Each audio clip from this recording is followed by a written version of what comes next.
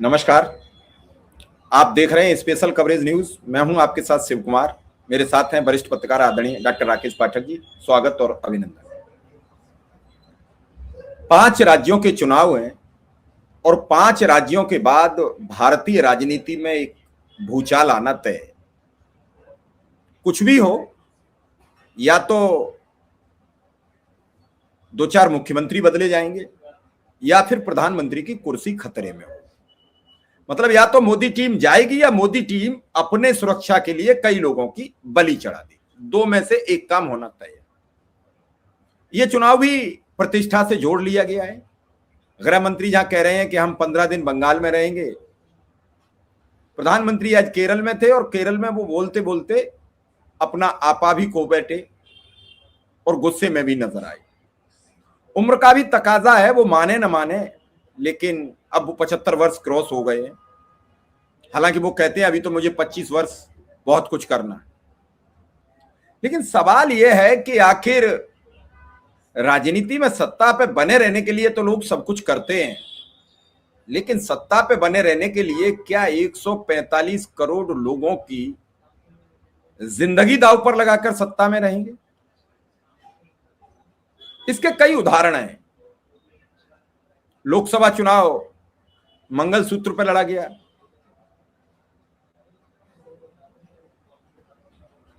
कहीं मकान पर लड़ा जा रहा है, कहीं दुकान पर लड़ा जा रहा है, गुजरात में फैक्ट्रियों पर लड़ा जा रहा है और बंगाल में जाकर भैंसों पर लड़ा जा रहा है। भैंस देंगे अब गृह मंत्री कह रहे हैं। 2022 में चुनाव था उत्तर प्रदेश में। गृह मंत्री ने मेरठ की जनसभा में कहा कि एक एक सिलेंडर होली और दिवाली पर फ्री दिया जाएगा, क्योंकि मार्च के फर्स्ट वीक में वोट पड़ रहे थे और आने वाले दौर में होली थी। होली और दिवाली पर सिलेंडर मुफ्त मिलेंगे। वो नहीं मिले, वो मिले जब लोकसभा चुनाव आ गया तो लोगों में नाराजगी न बढ़ जाए।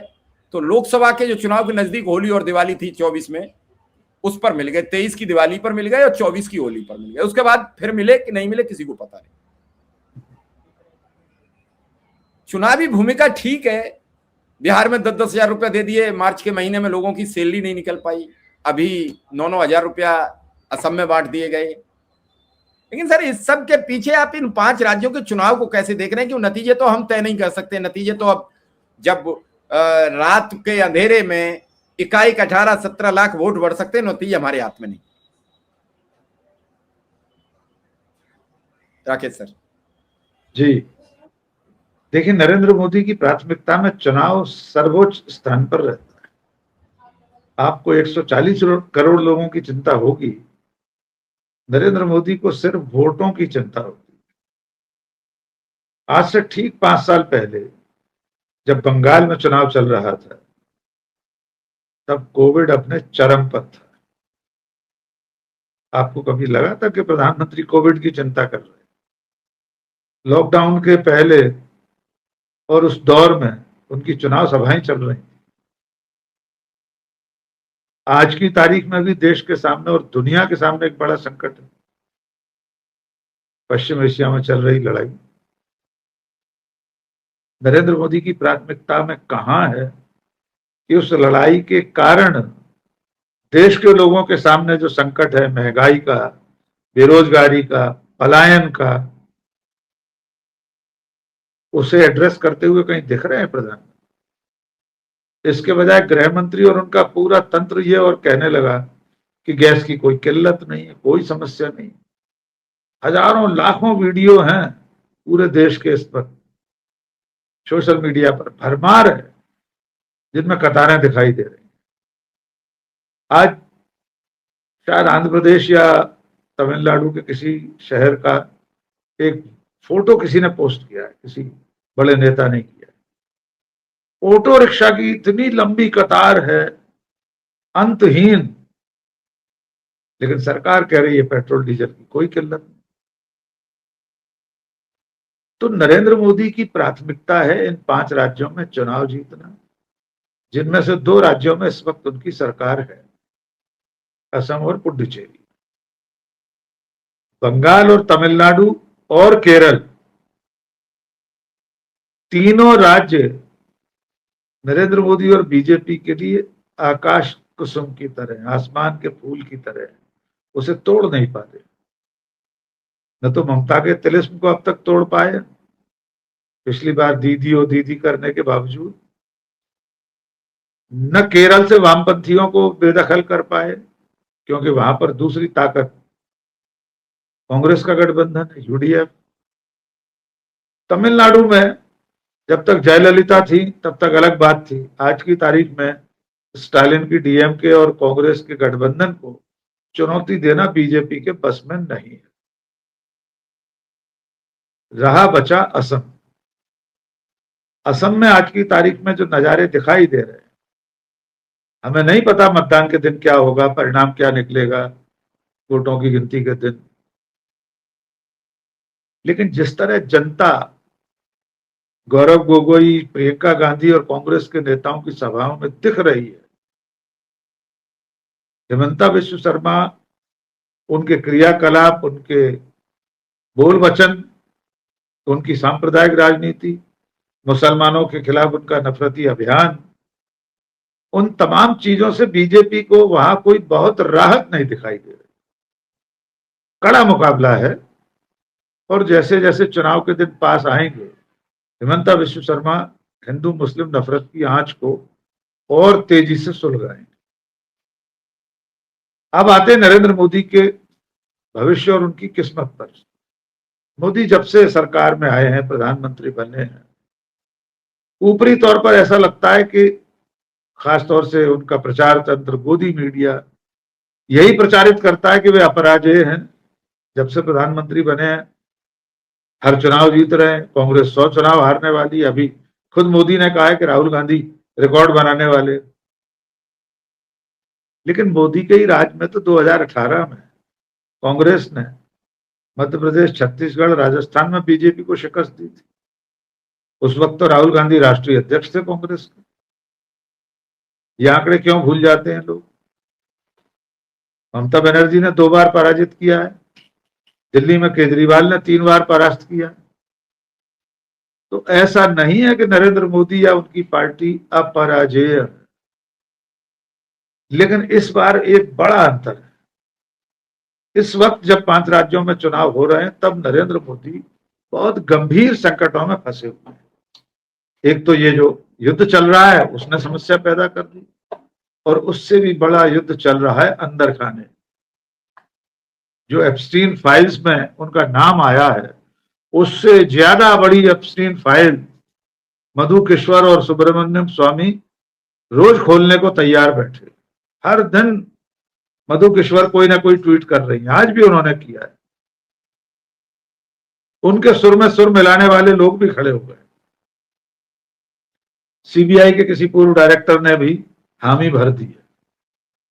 ऐसे में नरेंद्र मोदी को संजीवनी मिल सकती है इन 5 राज्यों के चुनाव से। पार्टी के भीतर जो धीरे धीरे असंतोष और विरोध पनप रहा है, उसे शांत कराने के लिए अगर मोदी 5 राज्यों में से 2 राज्य बचा ले जाएं और एक और बंगाल जैसा बोनस में अगर जीत ले जाए, तो पार्टी और जनता के बीच में जो उनकी छवि लगातार गिर रही है, उसमें थोड़ा थोड़ा ठहराव आ जाएगा। तो उनके बचने का एक ही रास्ता है, इन 5 राज्यों में से अच्छा नतीजा लेकर आए, ताकि जनता और पार्टी के भीतर वे अपने आप को फिर से मजबूती से स्थापित कर सके। जी शिव कुमार। सर, बड़ा असमंजस तो यह है कि इस समय सारी, जैसे कहते हैं कि उसका तो अभी वक्त बुरा चल रहा है, तो मोदी का वक्त बुरा चल रहा है। जब से ऑपरेशन सिंदूर की घटना घटी है, तब से उनके ग्रह दशा नक्षत्र पर ऐसा ग्रहण लगाया है ट्रंप ने को वो ग्रहण हट ही नहीं रहा है। उन्हें पूरी तरीके से पता थी कि भारत के कितने जहाज गिरे, लेकिन अपने जहाज आज तक नहीं बता पा रहे हैं कितने गिर रहे हैं, कितने रोज हो रहे हैं। क्योंकि हम तो प्रधानमंत्री के साथ खड़े हैं, हम ट्रंप के साथ थोड़ी खड़े हैं। हम तो सच्चे भारतीय हैं, हम पर आरोप कुछ भी लगाया जा सकता है। लेकिन सर, एक बड़ा महत्वपूर्ण सवाल यह है कि कल ट्रंप के सामने उन्हीं के सांसदों ने, जो रिपब्लिक सांसद थे, उन्होंने ये कह दिया कि ईरान के युद्ध के लिए ये पैसा बिना कांग्रेस की मंजूरी के आप नहीं निकाल सकते हो। काश अगर ऐसा कोई आदमी विपक्ष का सवाल भारत में खड़ा कर देता तो क्या उसे देशद्रोही होने से आप और हम रोक सकते? क्या उसे देश विरोधी गतिविधियों में शामिल होने से रोक सकते? क्या उसे जासूसी का आरोप लगने से बचा सकते थे? एक छोटी सी टिप्पणी लेंगे, फिर मेरा अगला सवाल होगा, क्योंकि एकदम दिमाग में ये आया कि आखिर पूरे विश्व में विपक्ष सवाल करता है। अभी इजराइल में गए तो हमारे महामहिम को बोलने से बहिष्कार कर गया विपक्ष, फिर भी हमारी मीडिया ने कहा कि नहीं नहीं बहुत शानदार स्वागत समारोह था। देखिए, दुनिया के कई देशों में आज भी लोकतंत्र इतना परिपक्व है कि राष्ट्रीय मुद्दों पर सरकार का विरोध करना देश का विरोध नहीं माना जाता। डोनाल्ड ट्रंप कैसा भी सिरफिरा शासक हो, लेकिन आज भी हर दिन हमारे आपके जैसे पत्रकारों के सवालों का जवाब देता है, हर दिन प्रेस कॉन्फ्रेंस करता है। एक हम है कि हमारा प्रधानमंत्री 12 साल से मीडिया के सामने नहीं आया, प्रेस कॉन्फ्रेंस ही नहीं की हमारे प्रधानमंत्री। इसी तरह अमेरिका में विपक्ष को भी उतना ही सम्मान हासिल होता है जितना सत्ता पक्ष को। इसलिए आपने रिपब्लिकन्स की बात की, वो तो बहुत बड़ी बात हो गई कि ट्रंप की अपनी पार्टी के लोग इस युद्ध पर सवाल उठा रहे हैं। सीनेट में, कांग्रेस में चर्चा हो रही है, आमने सामने बिठाकर कटघरे में खड़ा किया जा रहा है सरकार। विपक्षी पार्टी जो डेमोक्रेट्स हैं वे तो सवाल कर ही रहे हैं। इसलिए आपका ये सवाल बहुत महत्वपूर्ण है कि अगर भारत में कभी ऐसे युद्ध काल में विपक्ष का नेता या पार्टी का, सत्ताधारी पार्टी का कोई नेता तो कुछ भी नहीं कह सकता। पिछले 12 सालों से मोदी की मनमानियों और गलत नीतियों का विरोध करने की कल्पना भी बीजेपी के किसी नेता ने नहीं की, इसलिए उनसे तो मत उम्मीद लगाइए। लेकिन अगर भूले से भी कांग्रेस के किसी नेता ने, समाजवादी पार्टी के नेता ने, राजद ने, डीएमके या कम्युनिस्ट नेता ने, किसी ने अगर युद्ध काल में सरकार से कोई सवाल कर लिया हो, कर लिया जाए, ये कह दिया जाए कि आपको ये बजट ऐसे नहीं मिलेगा, आपको संसद की मंजूरी लेना पड़े, या ये लड़ाई हमारे हित में नहीं है, हम क्यों इस लड़ाई को लड़ रहे हैं, इतना मात्र अगर कोई कह देगा तो सचमुच में उसका देश निकाला हो जाए। ट्रोल आर्मी, बीजेपी के नेता, प्रवक्ता, पन्ना प्रमुख, आईटी सेल, व्हाट्सएप यूनिवर्सिटी उसे तत्काल देश का दुश्मन घोषित कर देंगे बिना एक पल लगाए हुए। इसलिए यह अंतर तो अमेरिका और भारत का है और बना रहेगा। हमारा लोकतंत्र 75 साल, 79 साल पुराना है, अमेरिका का लोकतंत्र 250 साल पुराना है। इसलिए भगवान न करे कि भारत में कभी ऐसी कोई नौबत आए कि भारत किसी पड़ोसी देश के साथ युद्ध लड़ रहा हो और विपक्ष का कोई नेता ये कह दे कि ये युद्ध गैर जरूरी है। ऑपरेशन सिंदूर में सरकार के साथ खड़ा था विपक्ष, लेकिन कुछ वाजिब सवाल पूछे जा रहे थे, तब भी देशद्रोही ठहरा दिया गया। अभी ईरान के युद्ध के समय राहुल गांधी या विपक्ष अगर ये कह रहे हैं कि आपने ईरान के सुप्रीम लीडर की मौत पर शोक क्यों नहीं जताया, तो उन्हें ट्रोल किया जाता है। तो इस वक्त नरेंद्र मोदी, उनकी सरकार जो कुछ कर रहे हैं उसमें देश का हित कहीं नहीं है, उसमें सिर्फ सरकार का और नरेंद्र मोदी का अपना हित छुपा। जी शिव। बार बार चुनाव आयोग पर ममता बनर्जी का सवाल रहता है, तमिलनाडु का सवाल रहता है, असम में कांग्रेस का सवाल रहता है। तमिलनाडु के डीजीपी बदल गए, बंगाल के डीजीपी और ढेर सारे, मतलब टोटल देश में जो 500 से ज्यादा ट्रांसफर हुए हैं 485 ट्रांसफर अकेले बंगाल में। और उसके बावजूद भी जब ये ट्रांसफर हो गए तो चुनाव आयुक्त के अधीन है, कानून व्यवस्था से लगा के सब चीज। आरोप ममता बनर्जी पर, और आज ममता बनर्जी ने आरोप लगाया है चुनाव आयुक्त पर कि उनके यहाँ एक बीजेपी के नेता को आरओ के रूप में नियुक्त कर दिया गया है। वो सीईओ से बात कर रही हैं, इलेक्शन कमीशन कोलकाता से। तो क्या भाजपा पूरा मिनी मैनेजमेंट बना चुकी है संघ के जरिए कि बंगाल इस बार जीतना ही जीतना है। देखिए, बंगाल नरेंद्र मोदी के लिए प्रतिष्ठा का प्रश्न, उन्होंने नाक का सवाल बनाया, क्योंकि एक तो ममता बनर्जी संघीय ढांचे में जो राज्यों के अधिकार हैं, राज्यों की स्वायत्तता है, उनको लेकर बहुत मुखर रहती, नरेंद्र मोदी के सामने दबने को तैयार नहीं, बीजेपी की राजनीति के सामने वे अपने तरीके से राजनीति करते। स्वाभाविक है, चुनाव इस वक्त चल रहा है, सारी मशीनरी केंद्रीय चुनाव आयोग के मातहत है, लेकिन बीजेपी को तसल्ली नहीं हो रही, सब कुछ करके भी। जैसा आपने बताया कि एक आरओ नियुक्त कर दिया गया है, जो भी नियुक्ति हुई है वो भाजपा ही है।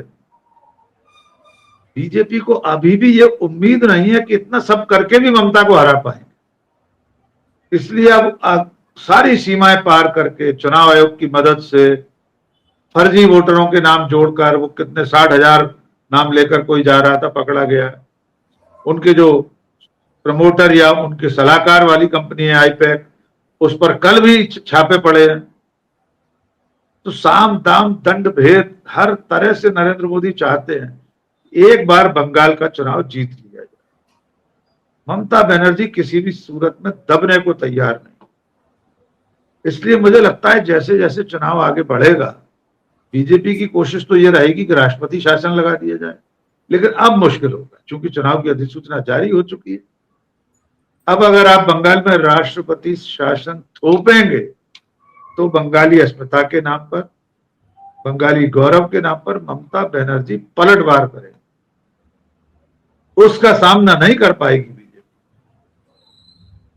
तो बजाय राष्ट्रपति शासन लगाने के, चुनाव आयोग के जरिए, मशीनरी के जरिए, अपने सांप्रदायिक एजेंडे के जरिए चुनाव जीतने की कोशिश में लगे हुए हैं। बड़ी अच्छी बात आपने शुरू में कही थी कि अमित शाह कह रहे हैं हम भैंस गाय भी देंगे। कमाल की राजनीति है। एक तरफ प्रधानमंत्री कहते हैं फ्री बीज नहीं देना चाहिए, फ्री बीज को लाल किले की प्राचीर से रेवड़ियां कहते हैं। सर एक और चीज है, जी, सर्वोच्च अदालत ने अभी कहा तमिलनाडु के मामले में, सर्वोच्च अदालत को भी सिर्फ तमिलनाडु दिखा रहा, असम नहीं दिखा, जहां 10-10 हजार रुपए ड्यू से पहले ही बढ़ गए। बिहार नहीं दिखा था, वहां कह दिया ऑन गोइंग स्कीम है, निरंतर चल रही स्कीम है, इसलिए भुगतान होता रहेगा। तमिलनाडु में डीएमके की सरकार है तो सुप्रीम कोर्ट के भी पेट में दर्द हो रहा था। लेकिन इसमें एक मजेदार बात, वो भैंस गाय कैसे देंगे हम नहीं जानते। असम की एक किसी महिला का वीडियो कुछ वायरल हो रहा है, वो कह रही पैसे तो ले लिए हैं बीजेपी की सरकार से, वोट जिसको देना होगा देंगे, इशारों इशारों में कांग्रेस को वोट देने की बात कर रही। ऐसे कितने लोग होंगे हम नहीं जानते, क्योंकि बीजेपी ने पिछले चुनावों में मध्य प्रदेश, बिहार, राजस्थान, महाराष्ट्र, इन तमाम जगहों पर इसी तरह की रेवड़ियां बांटकर लाडली बहना, लाडकी बहना वगैरह वगैरह के जरिए चुनाव जीते हैं।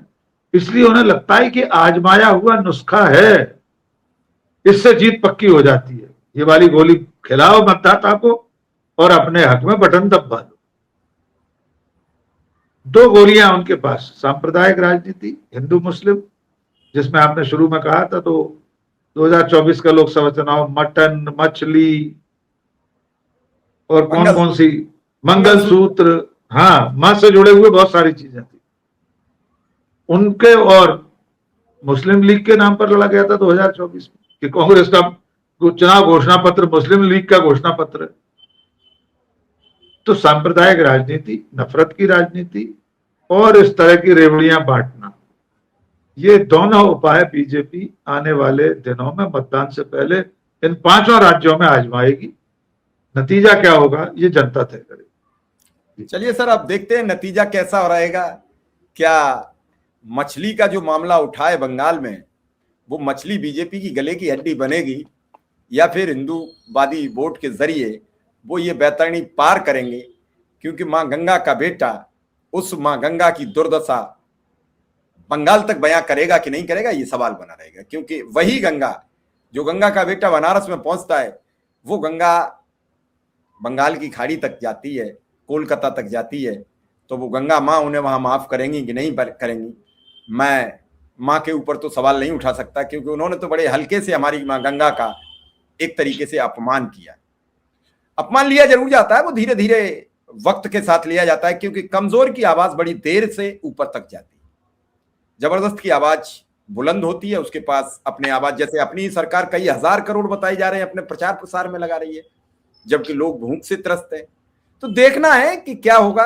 अगर बचे 5 राज्य में से 3 तो मोदी ताकतवर होंगे, और अगर एक राज्य में सिमटे या 0 पे सिमटे तो फिर बाजी दूसरे के हाथों में। सर, आपने समय दिया इसके लिए बहुत बहुत आभार, बहुत बहुत धन्यवाद।